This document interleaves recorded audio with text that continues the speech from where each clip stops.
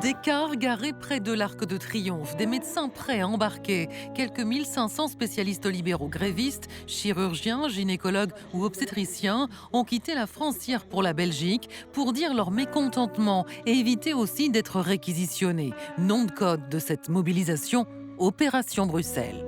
L'opération Bruxelles est symbolique, c'est l'exil. Vous ne nous écoutez pas, on n'a pas moyen d'être représenté, donc on s'en va. On a fermé nos cabinets, on n'opère pas pendant 3 jours. On a tout décalé, on s'est tous organisés et on est tous ici. Cet exil temporaire s'inscrit dans le mouvement de grève des soins qui a démarré le 5 janvier dans toute la France. Samedi, 20 000 médecins étaient dans la rue à Paris. Signe d'un malaise profond, tous les syndicats marchaient derrière une même banderole. Il y a une violence qui est faite à la médecine libérale qui est terrible en s'attaquant à ses piliers mêmes, à l'indépendance professionnelle, à la liberté de prescription, à la liberté d'installation. La loi de finances et les textes qui gravitent autour menacent directement l'existence même de cette médecine. Les spécialistes libéraux s'inquiètent car pour réduire le déficit de la sécurité sociale, plusieurs nouveaux dispositifs visent à encadrer les dépassements d'honoraires, très courants en médecine libérale. Des dépassements souvent justifiés, explique ce dermatologue. Quand je vais retirer un mélanome, le tarif de remboursement pour le patient, et donc du coup le tarif qui va être appliqué pour le médecin, c'est 28,80 €. Et ce tarif-là, ça fait plus de 20 ans qu'il est le même. Peu concernés par les dépassements d'honoraires, de nombreux généralistes sont également en grève. Ils dénoncent une dérive autoritaire du gouvernement, avec renforcement des contrôles des arrêts maladies prescrits et limitation de la liberté d'installation pour réduire les déserts médicaux. Alors la médecine libérale est-elle malmenée comme le dénoncent les syndicats? Ou paye-t-elle notamment des dépassements d'honoraires que certains jugent abusifs? Comment sortir de cette grève des soins? On va voir ce qu'en disent nos 3 invités. Docteur Sophie Bauer, bonsoir. Vous êtes en grève, vous êtes présidente du syndicat des médecins libéraux, en grève donc, et vous êtes par ailleurs chirurgienne thoracique et cardiovasculaire en clinique privée du côté de Melun. Selon vous, le mouvement des médecins est l'expression d'un ras-le-bol. Vous avez tout tenté pour vous, médecins libéraux au pluriel, pour éviter cette grève, mais on cherche à porter atteinte à votre indépendance professionnelle, d'où la grève. À côté de vous, professeur André Grimaldi, bonsoir. Vous êtes médecin diabétologue, professeur émérite de diabétologie à la Pitié-Salpêtrière. Je signale votre essai « Notre santé, cette question, cette réponse ». Et selon vous, cette grève est irresponsable. Les patients sont pris en otage. Certes, les médecins dans la médecine libérale peuvent faire des dépassements d'honoraires, mais il faut rester raisonnable. Et à côté de vous, Nathalie Coutinet, bonsoir, économiste de la santé. Vous êtes également enseignante-chercheuse à la Sorbonne. Selon vous, un des problèmes vient du fait qu'il n'y a pas de ministre de la Santé, de ministère de la Santé stable depuis un certain nombre d'années, 2017 à peu près. Les médecins n'ont plus véritablement d'interlocuteurs. La grève est un moyen de se faire avant tout entendre. Et on démarre le débat, Benjamin, avec le sondage du jour. Et il est favorable aux médecins libéraux, mécontent, puisque 64% des Français soutiennent ou ont de la sympathie pour leur mobilisation, si l'on en croit ce sondage ELAB pour le quotidien Les Échos. Professeur Grimaldi, Elisabeth le disait, vous êtes contre cette grève, vous trouvez qu'elle est irresponsable, pas les Français qui sont favorables à ce mouvement. Pourquoi, selon vous? Comment vous l'expliquez? Je ne sais pas si les Français sont favorables au fait que les chirurgiens partent à Bruxelles pour éviter les réquisitions. Et le président du syndicat qui a organisé ça dit pour créer une situation sanitaire insoutenable par les politiques. Et insoutenable par les politiques, pourquoi? Parce que insoutenable par les patients et leurs familles. Parce que les urgences sont engorgées. C'est ce qui n'est pas le cas de notre collègue. Mais le syndicat, le Bloc, qui organise ce départ à Bruxelles pour éviter d'être réquisitionné, viole l'éthique médicale de base, le serment d'Hippocrate, ce qui n'est pas le cas de notre collègue. Oui, mais en même temps, docteur Bauer, vous soutenez cet exil à Bruxelles. Est-ce que vous trouvez que c'est allé trop loin? Est-ce que c'est irresponsable, comme le dit le professeur Grimaldi? L'exil à Bruxelles, il a quand même été annoncé par ce syndicat dont on parle. Le Bloc. En août. Voilà. En 2004, ce même syndicat avait proposé d'envoyer les chirurgiens à Londres. Voilà. Et le ministre de l'époque, qui était Douste-Blazy, Philippe Douste-Blazy. Voilà, Philippe Douste-Blazy avait donc reçu en temps et en heure les chirurgiens, les médecins, et on avait une négociation qui avait permis d'éviter la grève. Donc la faute à la ministre de la Santé, c'est ça? si vous voulez, on a vu cette grève donc pour les plateaux techniques annoncés dès août. Nous nous y sommes joints, très clairement. La grève pour les autres spécialités médicales et les médecins généralistes annoncés il y a plus de 2 mois et demi, devant un projet de loi de financement de la sécurité sociale qu'on considérait insupportable. Et effectivement, aucune négociation, rien n'a vraiment été fait pour éviter l'état où nous sommes actuellement. Alors, pour ce qui est des réquisitions, elles sont arrivées. Et en principe, les réquisitions, elles arrivent bien avant. Elles auraient dû arriver bien avant. Vous rappelez ce que c'est qu'une réquisition, pardon, pour ceux qui nous regardent et qui ne sont pas au courant de... Une réquisition, c'est un acte de l'autorité publique qui vous oblige à prendre votre astreinte ou à prendre votre garde ou à rester disponible pour votre établissement dans la période de grève. Et si vous n'y répondez pas, qu'est-ce qui se passe ?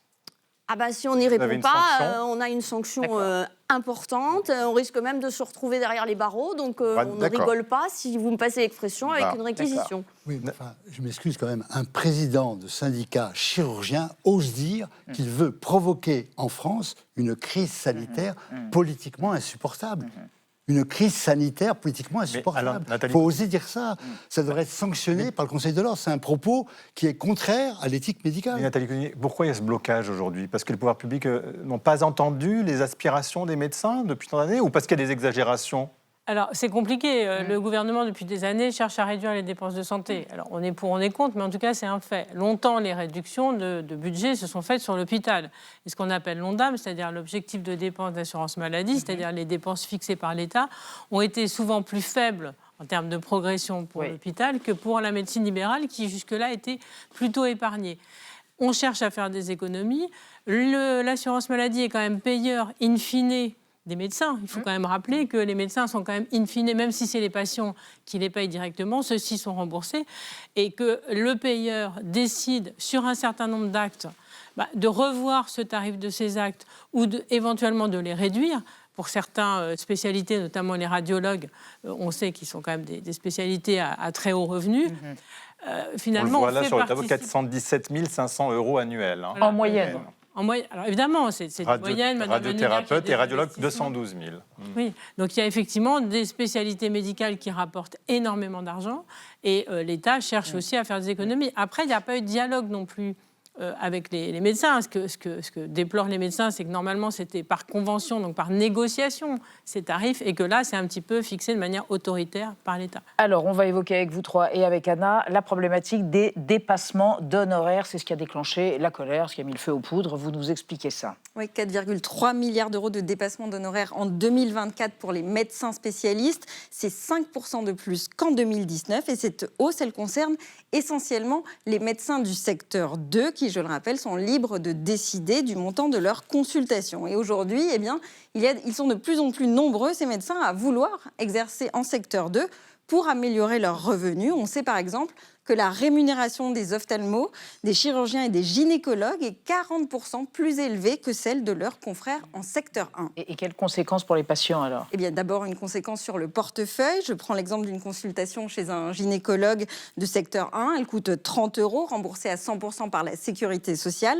La même consultation en secteur 2 peut coûter 150 €, voire plus. 30 € sont pris en charge par la Sécu. Le reste est réparti entre la mutuelle et le patient. Et puis l'autre conséquence, c'est l'inégalité de la prise en charge sur le territoire, car les médecins de secteur 2 ont tendance à s'installer dans des grandes métropoles au détriment de zones moins favorisées. C'est pour cette raison que le gouvernement avait prévu une surtaxe sur les dépassements d'honoraires dans le PLFSS pour essayer de répondre à ces enjeux. Elle a finalement été abandonnée dans le texte final, mais aujourd'hui, une autre menace plane sur les médecins. Vous en avez parlé, c'est la baisse par l'assurance maladie des tarifs de certains actes médicaux, sans négociation avec les syndicats.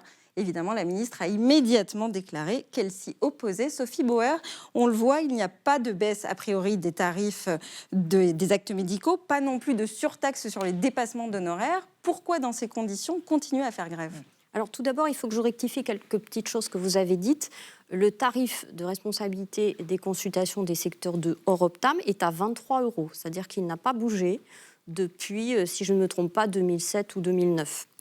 Donc, d'autre part, les actes des chirurgiens, puisque c'est souvent de ça qu'on parle en termes de dépassement, les actes des chirurgiens sont bloqués au même tarif depuis 35 à 40 ans. On attendait, avec la nouvelle convention signée en 2024, une modification de la classification des actes techniques. Alors c'est un peu technique, mais de la classification des actes qui repose en gros sur la difficulté technique, la charge mentale du médecin, la responsabilité, c'est ça qui fait le tarif d'un acte, et le temps passé, le point de travail.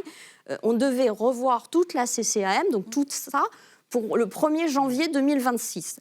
Réponse récente de l'assurance maladie, rien ne sera fait avant les élections présidentielles. Donc dans un an et demi. On a un peu marre dans ce pays d'entendre dire que rien ne doit bouger avant des élections présidentielles. Oui, mais justement sur les dépassements d'honoraires, justement des chirurgiens arrivent à 184% du tarif de la sécurité sociale. Oui. C'est justement pour cette raison que le gouvernement a souhaité les surtaxer. Le tact et la mesure, c'est 300%, c'est ce que nous avait dit le Conseil de l'Ordre. Donc on est encore largement dans le tact et la mesure.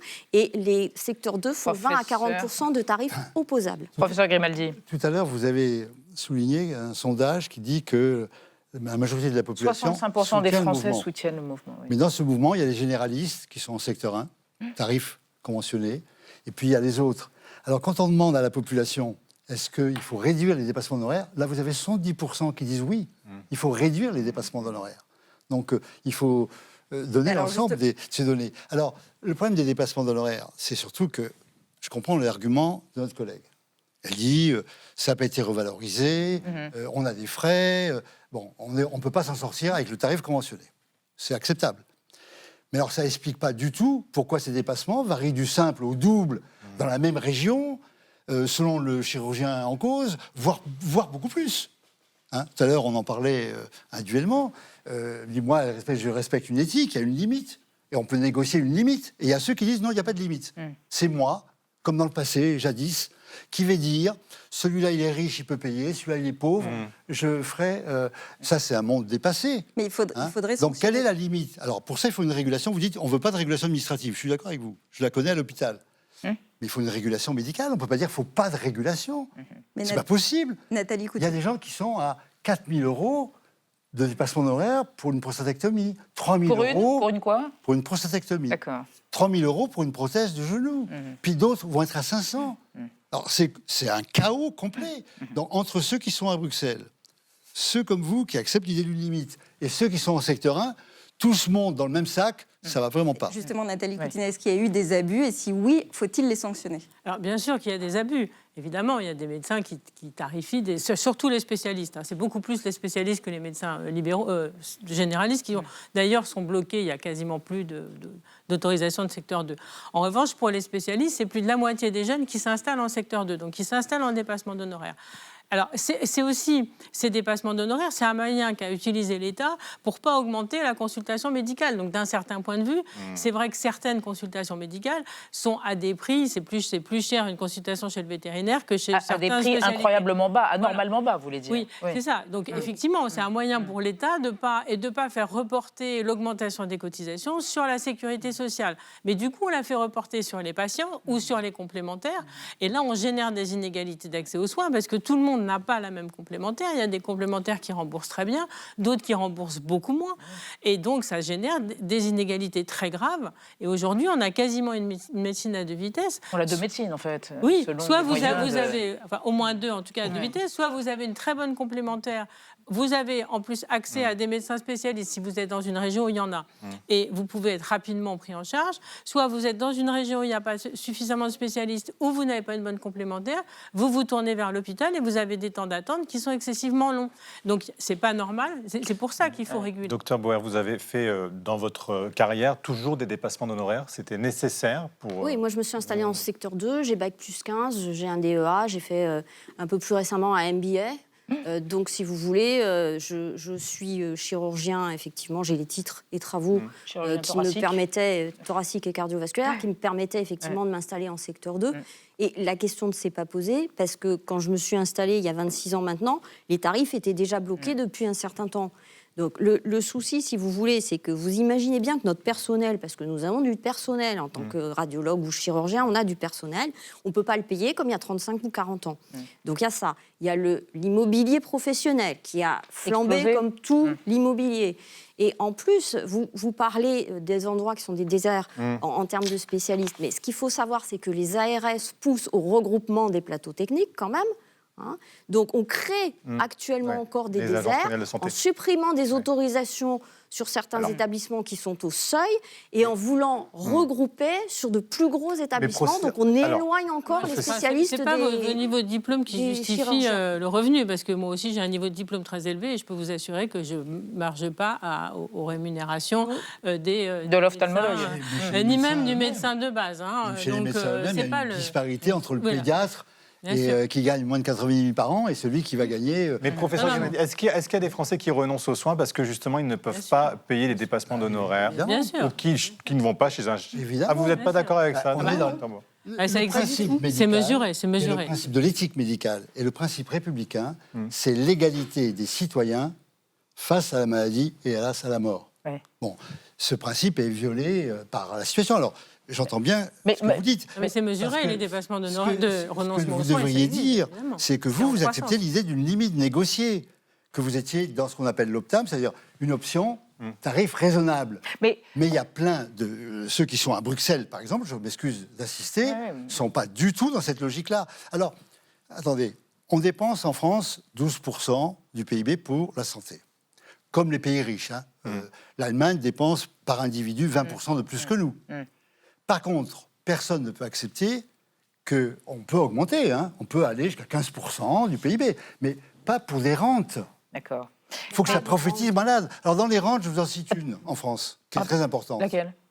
En France, on est le seul pays au monde, qui, pour le même soin, a un double financement.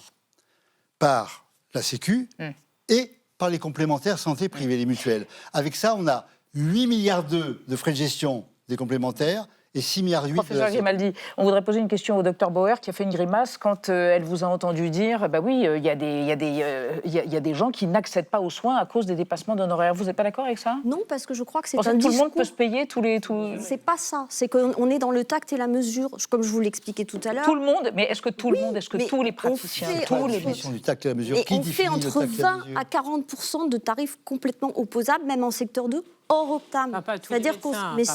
C'est-à-dire qu'on s'adapte aux patients qu'on a devant nous. On n'a jamais fait renoncer un patient aux soins. Ça n'est pas vrai. Pendant très longtemps, les gens renonçaient aux soins pour l'optique, lunetterie et le dentaire et les appareils auditifs.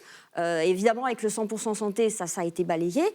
Voilà, donc le souci qu'on a actuellement, c'est que la sécurité sociale ne veut pas prendre le virage de la prévention. La seule chose qui peut réduire le coût des soins, c'est de prendre le virage de la prévention. Or, rien dans cette loi de financement ne le prévoit.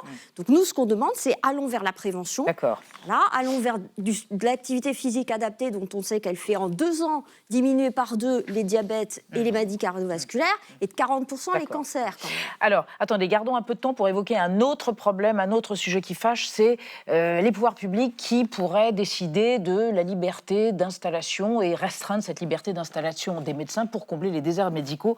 Regardez, il y a 25 ans, ce qu'était le quotidien d'un médecin de campagne, une femme médecin de campagne, un véritable sacerdoce, on est en 2001. Une vie sur les routes. Entre Vesoul et Belfort, dans un canton qui ne compte plus qu'une quinzaine de médecins, elle parcourt 35 000 km par an. Anne Nodal est docteur. Peut-être l'une des dernières représentantes de ces médecins de campagne. Des journées de 14 heures au moins, sans compter les urgences de nuit et le dimanche, pour une trentaine de consultations en moyenne. Une vocation, un choix, un sacerdoce. Les copains, c'est pareil que moi, ils sont aussi à 14 heures tous les jours, ils sont aussi à calculer leurs heures de sommeil, ils sont aussi à se demander comment ils vont encore tenir le rythme longtemps. La relève n'est pas du tout assurée. C'est pour ça que je dis que c'est une prison.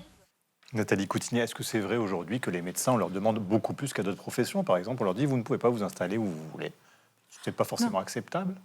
Alors, Le problème, c'est qu'on n'a pas formé assez de médecins pendant toutes les années, fin des années 80 et des années 90. On se retrouve avec un déficit de médecins très important. Ça a été régulé aussi avec l'accord des médecins qui ne voulaient pas trop de concurrence. Aujourd'hui, on n'a pas assez de médecins. Et il y a des déserts médicaux. Voilà. Et il faut gérer la pénurie, et la pénurie, elle est mal gérée parce que les médecins refusent, pour certains, cette liberté d'installation, qu'elle soit remise en cause. Moi, je suis enseignante à l'université, je n'ai pas eu le choix d'installation. Je suis allée là où il y avait un poste. Je n'ai pas choisi mon poste ni ma région.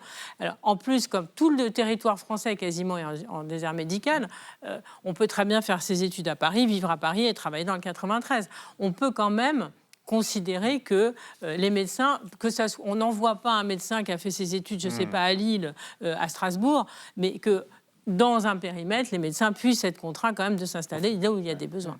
Vous êtes d'accord avec ça, Dr Bauer? La liberté d'installation, c'est un des piliers du libéral. Donc on va commencer comme ça. Ce qu'il faut savoir aussi, c'est que les médecins généralistes sont la profession la mieux répartie sur le territoire, bien qu'il n'ait pas une obligation d'installation. Les infirmières qui ont des obligations et des restrictions d'installation sont moins bien réparties. Donc à partir comment se de fait-il là, que les gens disent j'ai mis 4 mois à avoir un rendez-vous, il n'y a pas de médecin à partir de là, si vous voulez, on n'est pas des Shiva, on ne peut pas être aux quatre coins de l'hexagone à la fois. Donc on fait ce qu'on peut avec la démographie médicale que les gouvernants successifs nous ont fabriquée. Les médecins libéraux, dans leur principe, ils s'installent là où ils veulent. Et comme par hasard, ils s'installent plutôt au sud qu'au nord, plutôt là où les gens ont les moyens de payer que là où ils n'ont pas les moyens de payer. Et à leur place, je ferais pareil. Comprenez bien, parce que vous ne faites pas comme un enseignant qui va pouvoir changer au fur et à mesure. Or, la solution, elle existe. C'est quoi? Eh bien, regardez, à Marseille, ce qui se passe. Les malades sont dans les quartiers nord. Les médecins sont installés dans les quartiers sud. L'hôpital de la Timone de Marseille, géré par un bon directeur, a décidé, avec l'équipe médicale, de créer des centres de santé dans les quartiers nord. Et dans les centres de santé, il peut y avoir des médecins spécialistes qui vont, à la demande, il y a des généralistes, il y a des équipes, il y a des infirmières, il y a des assistants, et ils peuvent avoir une carrière, ils peuvent commencer là, y rester s'ils s'y plaisent, pouvoir muter, pouvoir bouger. Non, parce que le libéral, en général, il reste avec sa clientèle. Or, évidemment, il va être une force de blocage. Ce qui montre que la médecine libérale ne peut pas répondre aux besoins de la population. Et que c'est le rôle de l'État. Très bien. L'État vous a entendu ce soir, tous les trois. Merci d'avoir participé à ce débat. Merci.